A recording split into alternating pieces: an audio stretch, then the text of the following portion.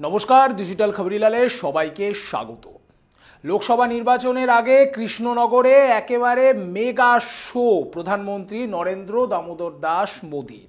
একদিকে সরকারি মঞ্চ থেকে সরকারি প্রকল্পের একাধিক উন্নয়নমুখী প্রকল্প, সেই প্রকল্পের উদ্বোধন যেরকম করলেন, ঘোষণা যেমন করলেন, তারপরেই একেবারে বিজেপির মঞ্চে চলে গেলেন। সেই মঞ্চ থেকে রাজনৈতিক বার্তা দিলেন গোটা পশ্চিমবঙ্গবাসীকে, আরও বিশেষ করে বলতে গেলে কৃষ্ণনগরবাসীকে। তৃণমূলের বিরুদ্ধে আক্রমণ ছিল, তৃণমূলের দুর্নীতি নিয়ে একাধিক আক্রমণ ছিল, সন্দেশখালি প্রসঙ্গেও সেখানে কিছুক্ষণ সময় ব্যয় করলেন নরেন্দ্র মোদী। কিন্তু সবাই, বিশেষ করে কৃষ্ণনগরের ভোট ব্যাংকের একটা বড় অংশ, তারা অপেক্ষা করছিলেন যে বিষয়ে কথা বলার জন্য, যে বিষয়ে কথা শোনার জন্য নরেন্দ্র মোদীর মুখ থেকে। সেই বিষয়ে কিন্তু টু শব্দটিও করলেন না দেশের প্রধানমন্ত্রী এবং বিজেপির সাম্প্রতিক সময়ের সবথেকে হেভিওয়েট এবং প্রভাবশালী ব্যক্তি নরেন্দ্র মোদী। ফলে কিছুটা হলেও আশাহত তো বটেই, এটা অস্বীকার করার কোনো জায়গা নেই। কিন্তু কি বিষয়ে কথাটা বলা বা কি বিষয় নিয়ে এই আলোচনার যে সূচনা, সেটাই তো বলা হলো না। সিএএ, যে বিষয় নিয়ে 2019 সাল থেকে শুরু করে এখনো অবধি রাজ্য রাজনীতি বিভিন্ন সময় সরগরম হয়েছে। যে সিএএ 2019 সালেই পাশ হয়ে গিয়েছিল, কিন্তু 2019-এর লোকসভা পেরিয়ে 2024-এর লোকসভা নির্বাচনের মুখোমুখি দাঁড়িয়ে আমরা কিন্তু এখনও দেশ জুড়ে চালু করা যায়নি সিএএ। বলা হয় যে আসাম এবং উত্তর পূর্বের বিভিন্ন রাজ্যে সিএএ বিরোধী যে আন্দোলন আমরা দেখলাম, সেই আন্দোলনে কিছুটা নাকি ভয়ভীত হয়ে কেন্দ্রীয় সরকার এই নিয়ে কোনো কঠোর পদক্ষেপ নিতে চাইছে না, এটা বিরোধীদের বক্তব্য। কিন্তু তাহলে এই সিএএ এর বক্তব্য, সিএএ লাগু হবে, এরকম একটা হাওয়া কেন বারংবার বলা? সাংসদ এবং কেন্দ্রীয় প্রতিমন্ত্রী শান্তনু ঠাকুর একেবারে জোর গলায় ঘোষণা করে দিয়েছিলেন, একেবারে সময় বেঁধে বলে দিয়েছিলেন যে সিএএ হচ্ছে, লাগু হচ্ছে। তারপরে তিনিও কিরকম যেন ভোল পাল্টে নিলেন। অপরদিকে একেবারে কেন্দ্রীয় স্বরাষ্ট্রমন্ত্রী অমিত শাহ, তিনিও ঘোষণা করে দিলেন, তিনিও এরকম একটা হাওয়া ছড়িয়ে দিলেন যে লোকসভা ভোটের আগেই কিন্তু সিএএ লাগু হচ্ছে। কিন্তু তার মধ্যেই আমরা দেখলাম একাধিক জায়গায় আধার কার্ড বাতিলের মতো ঘটনা, এবং যেটা বিরোধীরা অভিযোগ করছেন যে অধিকাংশই একটি বিশেষ ধর্মীয় সম্প্রদায়ভুক্ত, অর্থাৎ মতুয়া যে সম্প্রদায়, তাদের মধ্যে আবার একটি বিশেষ গোষ্ঠী, তারা নাকি এই যে সিএএর চক্করে অভিযোগ উঠছে, এই গোটা ব্যাপারটার যারা বিরোধীটা, সেই বিরোধী লোকগুলোই নাকি, তাদেরই নাকি বেছে বেছে একেবারে আধার কার্ড বাতিল করে দেওয়া হচ্ছে, এমনটাই অভিযোগ করছিলেন রাজ্যের যারা তৃণমূল নেতৃত্ব এবং বিভিন্ন যারা রাজনৈতিক ব্যক্তিত্ব, যারা বিজেপি বিরোধী তারা। কিন্তু বিজেপি বারংবার বলে যাচ্ছে যে আধার কার্ডের সাথে এর কোনো সম্পর্ক নেই, সিএএ নিয়ে আধার কার্ডের এই বাতিলের যে গোটা প্রসঙ্গ, তার মধ্যে কোনো সম্পর্ক নেই। সবাই আশা করেছিলেন, সমস্ত পক্ষই, শাসক পক্ষ থেকে শুরু করে বিরোধী পক্ষ, সবাই আশা করেছিলেন যে নরেন্দ্র মোদী মার্চের প্রথম সপ্তাহে প্রথম 2 দিনে বঙ্গ সফরে সিএএ নিয়ে কোনো বার্তা তো দেবেন। কিন্তু সেই বার্তা তিনি দিলেন না এবং চুপ করে রইলেন।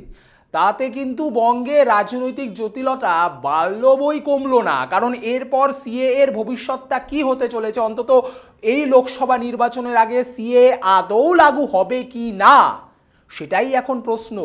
এখন আরেকজনের দিকে তাকিয়ে রয়েছে গোটা বঙ্গ রাজনীতির সমস্ত কারবারিরা, অমিত শাহ। তিনি যদি বঙ্গ সফরে এসে এই সম্পর্কিত কিছু ঘোষণা করেন, তবে ব্যাপারটার কিছু একটা সমাধান সূত্র পাওয়া যেতে পারে। কিন্তু গোটা বিষয়টাতে সবথেকে বেশি চাপে রয়েছেন নাকি শান্তনু ঠাকুর, এমনটা কিন্তু রাজনীতির কারবারি যারা, তারা মনে করছেন। কেন? কারণ লক্ষ্য করলে দেখা যাবে যে মতুয়া ঠাকুর বাড়িতে একটা অদ্ভুত বিষয় রয়েছে, গোষ্ঠী বিভাজন রয়েছে। একদিকে শান্তনুপন্থী গোষ্ঠী এবং অপরদিকে মমতাওয়ালাপন্থী গোষ্ঠী। এবার তাৎপর্যপূর্ণভাবে লক্ষ্য করে দেখুন, মমতাওয়ালা ঠাকুরকে রাজ্যসভায় এমপি করে পাঠিয়ে দিলেন মমতা, অর্থাৎ রাজ্যের মুখ্যমন্ত্রী মমতা বন্দ্যোপাধ্যায়। কিন্তু অনেকে বলছেন এতে নাকি একটা মাস্টার স্ট্রোক দিয়েছেন মুখ্যমন্ত্রী এবং তৃণমূল সুপ্রিমো।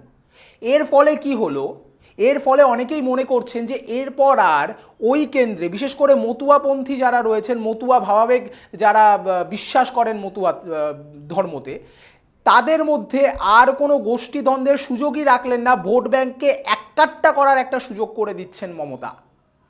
এরপরে শান্তনু ঠাকুরের বিরুদ্ধে যদি মানে ঠাকুর বাড়ির বাইরে কাউকে নিয়ে দাঁড় করানো হয়, ঠাকুর বাড়ির বাইরে থেকে কাউকে দাঁড় করানো হয়, সেক্ষেত্রে লড়াইটা নাকি আরও কঠিন হবে শান্তনু ঠাকুরের পক্ষে, এমনটাই কিন্তু বলছে শাসক দলের অধিকাংশ লোকজন। এবং যারা রাজনৈতিক বিশেষজ্ঞ তারাও কিন্তু এ ব্যাপারে কিছুটা হলেও সহমত পোষণ করছেন। অর্থাৎ একদিকে সিএএ না হওয়া বা সিএএ নিয়ে এই দীর্ঘসূত্রিতা, আধার কার্ডের বাতিল হয়ে যাওয়া হঠাৎ করেই, সেই নিয়ে যেমন কিছুটা ব্যাকফুটে অন্তত মতুয়া ধর্মাবেগ বা মতুয়া ভাবাবেগে বিশ্বাস রাখেন যে মানুষজন, তাদের কাছে বিজেপি কিছুটা হলেও ব্যাকফুটে, এটা অস্বীকার করার কোনো জায়গাই নেই। কিন্তু সেই জায়গায় দাঁড়িয়ে যদি এই রকমই কোনো ব্যাপার হয় এবং লোকসভা ভোটের আগে সিএএ নিয়ে কোনো ইতিবাচক পদক্ষেপ না ঘোষণা করা হয় বা কোনো পদক্ষেপ বিজেপির তরফে বা কেন্দ্রীয় শাসক দলের তরফে না নেওয়া হয়, সেক্ষেত্রে যে মতুয়া ভোট ব্যাংকের উপরে ভরসা করে বিস্তীর্ণ পশ্চিমবঙ্গের বিস্তীর্ণ অঞ্চলে ছড়িয়ে থাকা এই মতুয়া ভোট ব্যাংক, তাদের উপরে ভরসা করে লোকসভা 2019-এ তাতে একটা বড় অঙ্কের ভোট নিজেদের দিকে টেনে নিয়েছিল বিজেপি, সেটা এবার সম্ভব হবে কিনা সেই নিয়েই কিন্তু এখন বড় সড়ো একটা প্রশ্নচিহ্ন উঠতে শুরু করেছে। রাজনীতিতে অসম্ভব বলে কিছু হয় না, মুহূর্তে মুহূর্তে নাটকীয় পট পরিবর্তন হয় এবং লোকসভা ভোটের দিন ঘোষণার এখনো কিছুদিন বাকি আছে মনে করা হচ্ছে, এবং ভোট বা নির্বাচন অনুষ্ঠিত হতে এখনো বেশ কিছুদিন বাকি। কিন্তু তার মধ্যেও যে দল, যে কোনো রাজনৈতিক দল, তারা তাদের মতো করে অঙ্ক, তাদের মতো করে হিসেব করা শুরু করেছে এবং আমরাও গোটা পরিস্থিতিতে জল কোন দিকে বইছে সেদিকে জল মাপবার চেষ্টা করছি।